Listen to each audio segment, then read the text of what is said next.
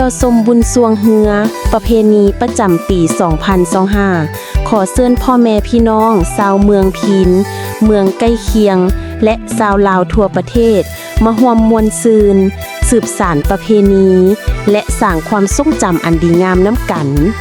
ในงานบุญสรวงเฮือประเพณีประจำปี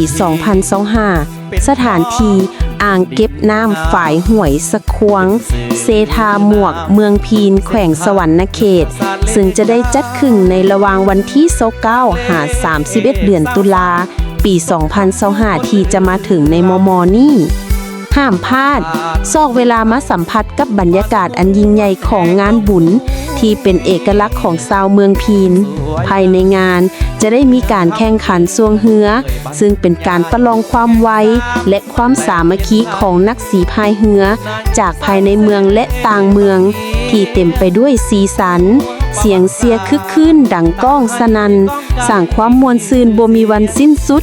สมการแสดงศิลปวัฒนธรรมที่เป็นมูลเสื้ออันดีงามมีตลาดนัดจำหน่ายสินค้าหลากหลายประเภทอาหารการกินมีครบทุกอย่างมาเมืองพีนอย่าลืมมางานสวงเฮือที่ปายห้วยสะควงเด้อพี่น้อง